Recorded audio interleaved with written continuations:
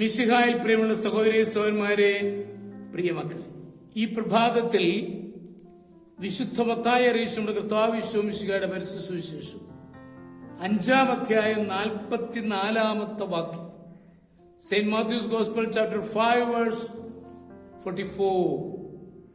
എന്നാൽ ഞാൻ നിങ്ങളോട് പറയുന്നു, ശത്രുക്കളെ സ്നേഹിക്കുവിൻ, നിങ്ങളെ പീഡിപ്പിക്കുന്നവർക്ക് വേണ്ടി പ്രാർത്ഥിക്കുവിൻ. വിദ്വേഷവും പകയും വെറുപ്പും നമ്മുടെ ഉള്ളിലുണ്ടാകാവുന്ന സാഹചര്യത്തിലാണ് നാം ജീവിക്കുന്നത്. എന്നാൽ അപ്രകാരം നാം ജീവിച്ചാൽ മാനസികമായും ശാരീരികമായും നാം തളർന്നു പോകും.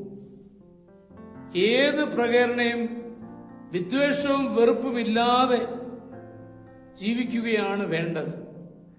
യാതൊരു കാരണവും കൂടാതെ നമ്മെ ആരെങ്കിലും ഉപദ്രവിച്ചാൽ എത്ര ശ്രമിച്ചാലും മറക്കുവാൻ സാധിക്കുകയില്ലായിരിക്കാം.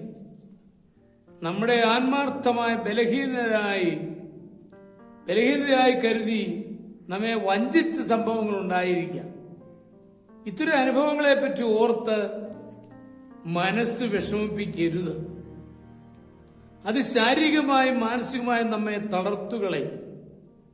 വിദ്വേഷം കൊണ്ട് ദോഷമല്ലാതെ യാതൊരു പ്രയോജനവും നമുക്ക് ലഭിക്കുകയില്ല.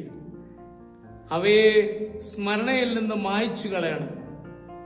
വിദ്വേഷം എന്നത് ജീവിതചക്രത്തിൽ വീഴുന്ന മണൽ തരികളാണ്. എന്നാൽ സ്നേഹം എണ്ണയുമാണ്. അത് ജീവിതത്തെ ശാന്തസുന്ദരമാക്കും.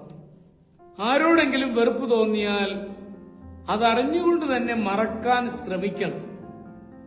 മനസ്സിൽ അത് ഞാൻ മറക്കുന്നു എന്ന് പറയണം.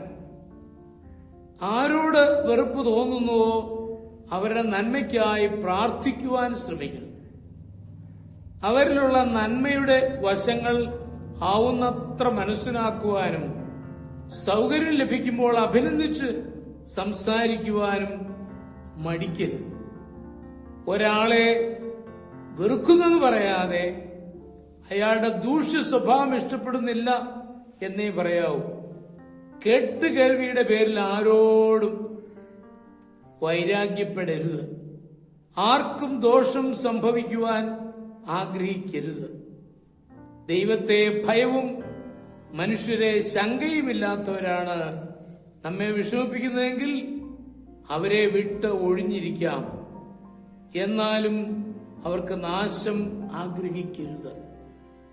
മറക്കുകയും പൊറുക്കുകയും ചെയ്യുക. അത് ജീവിതചക്രത്തിന്റെ ചൂട് തണുപ്പിക്കും.